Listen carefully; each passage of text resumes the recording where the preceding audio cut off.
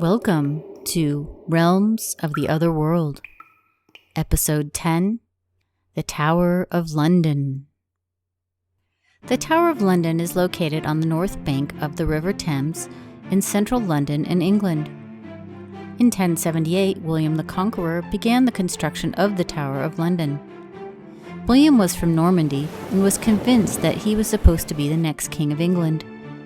He decided to kill the recently crowned king and eventually, through military force, got his wishes and he was crowned the king in 1066.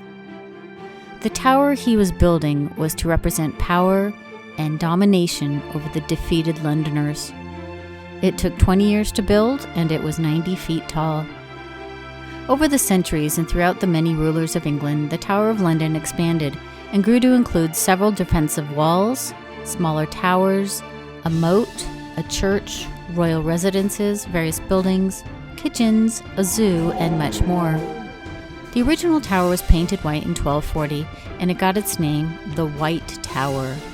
It was designed as a residence and to protect the kings and queens and their possessions. There were royal residences on the top floors, servants' quarters below, the prison below that, and then the dungeon. At one point, it housed an armory, a mint, and a place to keep and protect the royal jewels. From 1100 to 1952, it also served as a prison. During the Tudor time, the tower was used less as a residence for royalty. The buildings often needed repair, and even with improvements, the fortifications were not up to par. At this time, the tower was more for the creating and storage of armor and the safekeeping of offenders. It eventually became uninhabitable after Henry VIII's death. Royalty use only occurred on special occasions. Peak prison use was in 1540 to 1640. Any people that were a threat to the security of England were brought here. Only 7 executions took place in the tower itself and 6 on the Tower Green. Over 112 public executions took place just outside the tower grounds on the Tower Hill. The public executions were a form of entertainment and a way of keeping an upper hand on the citizens, reminding them of what could happen to them if they committed serious crimes. The executions of and for the public were more rustic hangings and beheadings. The heads would be marched through town and then put on stakes outside of Traitor's Gate as a grim reminder. The prison and torture chamber had an ominous reputation throughout the land. The reputation, however, was far worse than the number of actual people tortured.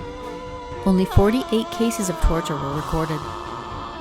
From 1663 to the 1800s, the guns were reduced from 118 to 45. Many officers' quarters and barracks were also built at this time.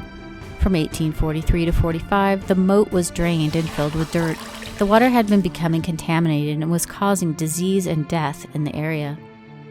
In 1747, Lord Lovat was the official last beheading at the tower.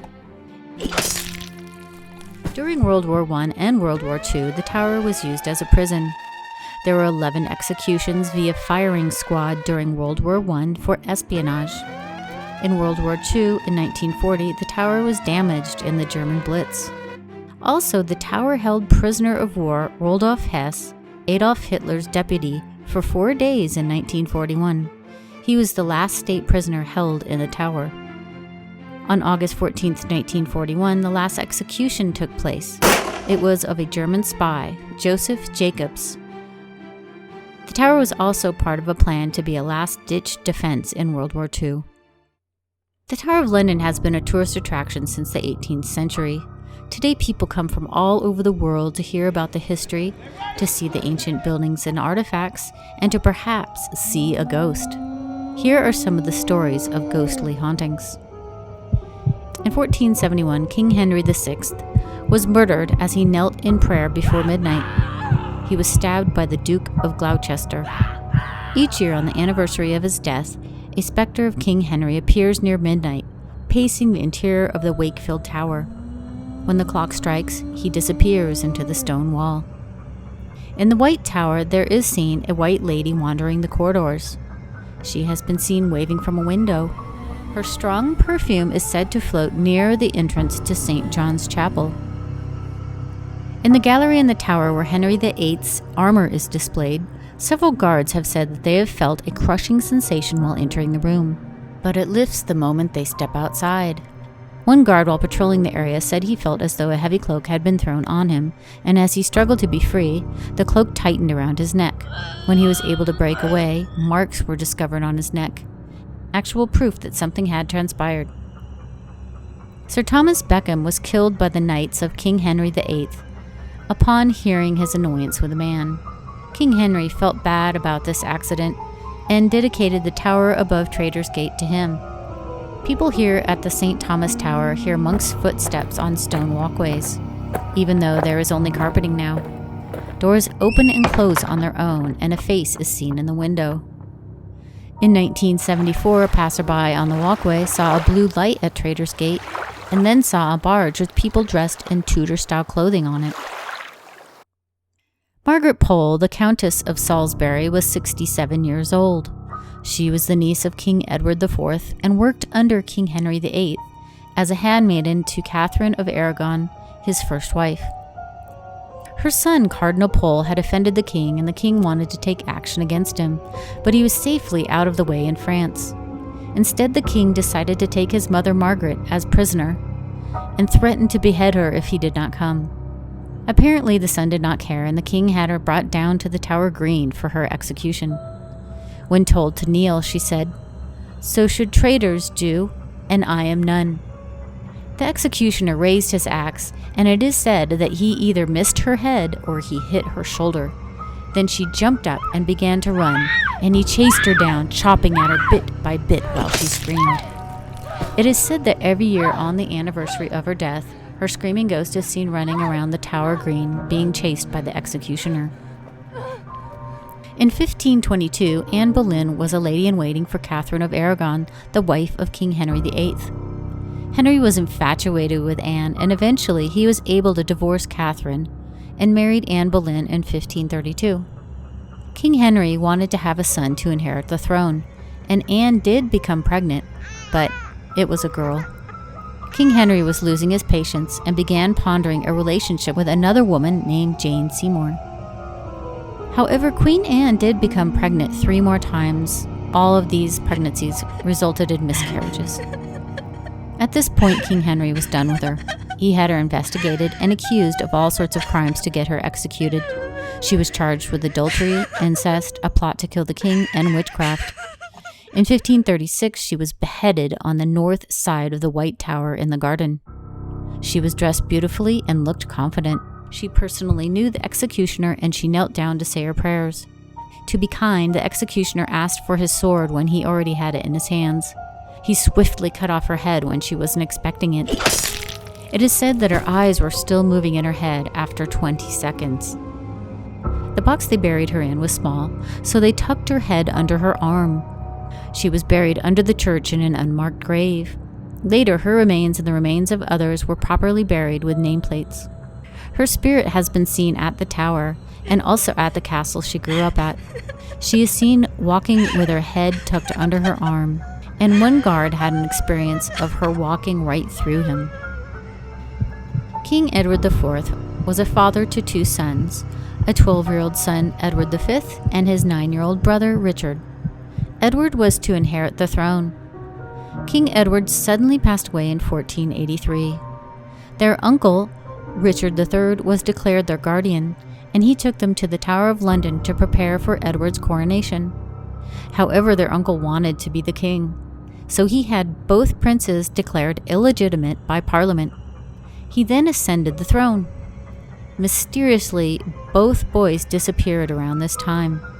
It was assumed that Richard III had them secretly assassinated. Years later, in 1674, they found a wooden box buried beneath the spiral staircase in the White Tower with the bones of 2 young children. In 1933, it was officially concluded that the bones were of the princes Edward and Richard. They were properly buried in Westminster Abbey. It is said that people see the boys in nightgowns cowering in the hallways and the rooms of the White Tower. Lady Jane Grey was 16 to 17 years old. Her cousin was Edward VI, son of Henry VIII. Edward became king at age 10, but was not well. He died when he was 15. In his will, he stated that Lady Jane and her male heirs should be successors to the crown. On July 5th, 1553, she became queen. Many were upset by this and thought that Mary I should be queen, including Mary herself. This indeed did happen, and Lady Jane Grey and her family were charged with treason. The trial proved that Jane had assumed the title and power of queen, and her punishment was to be burned alive or beheaded. At one point, her life was to be spared, but in the end, her father and brother rebelled against the queen, and she then decided to go ahead and execute Jane. Her husband was executed first, and his body wheeled past Jane's quarters for her to see. She was then brought to the block in Tower Green to be beheaded. She gave a small speech, then asked the executioner to behead her before she laid her head down. He refused. She blindfolded herself and could not find the block where her head should go, saying, "What should I do? Where is it?" The deputy lieutenant helped her. She spoke the last words of Jesus, "Lord, into thy hands I commend my spirit." She was only queen for 9 days. Her spirit was seen by guards gliding along the embattlement. Her ghost has been seen around the Tower of London multiple times, especially around the anniversary of her death. Sir Walter Raleigh, a popular 1500s writer, politician, spy, and explorer, was imprisoned in the tower twice before the third and final time. He had violated a Spanish treaty. He was brought to the tower and then taken to a palace yard outside of Westminster and executed there. His wife was devastated and had his head preserved and carried it in a red velvet sack. His ghost is seen around the bloody tower and on Raleigh's walk on the upper wall carrying his head. A soldier in 1816 came upon a frightening sight. A grizzly bear was before him.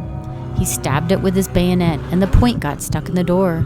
He fainted from shock, awoke for a while and told his story of a ghost bear, and then later died. In 1811, King George III had received a grizzly bear as a gift to be added to his zoo at the Tower of London. They called him Old Martin. Strange thing is, Old Martin was still alive when the guard experienced this sighting. These are just some of the tales of ghostly sightings at the Tower of London. Chilling and spooky. Do you dare take a tour? Information by the Historic Royal Palace's website is below. Thank you for watching Realms of the Other World. Please hit the subscribe button and give the video a big thumbs up. Be sure to share my channel with friends and family. Also, please support my channel on Patreon. Various donation levels are available. Please see the link below this video screen in the description area. Have a great evening. Take care.